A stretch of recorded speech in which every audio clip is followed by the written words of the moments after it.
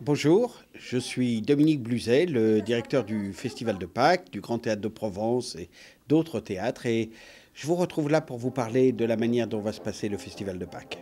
On va commencer ce nouvel opus, mais surtout, on va le commencer de façon différente.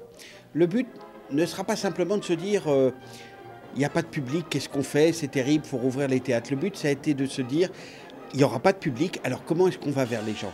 Et c'est ce qu'on va faire. On va aller vers vous tous. On va y aller de façon numérique, mais vous pourrez aussi nous voir sur des tas d'autres supports, Arte, Radio Classique, les réseaux sociaux des théâtres, etc. Alors, ce sont des concerts qui sont en live, c'est-à-dire que au moment où vous les voyez, c'est au moment où ils se jouent. Ce sont des concerts surtout qui sont gratuits. Pourquoi ? Parce qu'on voulait que cette résurrection, elle soit le symbole de la vie qui revient.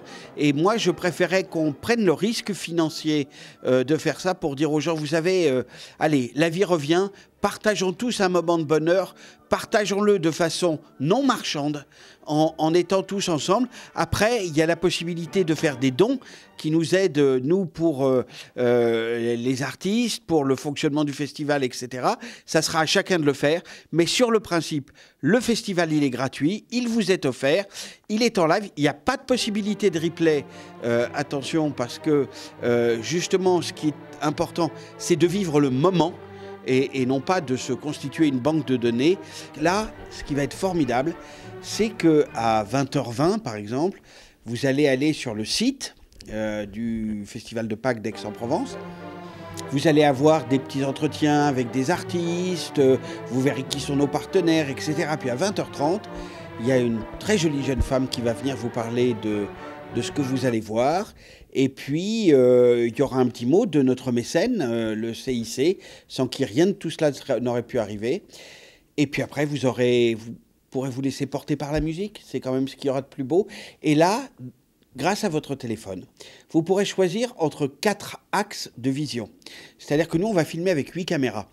Et vous pourrez voir les mains du pianiste, le visage du chef d'orchestre, un gros plan sur les percussions ou le plan général, etc. C'est vous qui allez qui allez décider de vos propres axes de regard.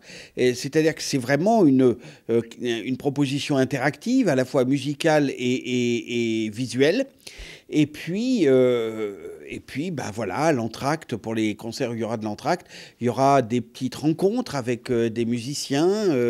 On va essayer de faire de ça un moment très très joyeux. Quels sont les lieux que vous allez proposer cette année et qui seront la nouvelle touche aussi du festival ? Alors j'ai dit que Pâques, c'était la mort et la résurrection. Il y a un endroit qui est une métaphore de ça, c'est Place des Prêcheurs, la chapelle de la Madeleine, qui est une des plus belles églises d'Aix-en-Provence, mais qui est fermée depuis très longtemps. Parce qu'elle était en ruine. Et il y a un chantier de restauration qui est en cours. Et ben, on va y faire un concert qui est La Passion avec Raphaël Pichon.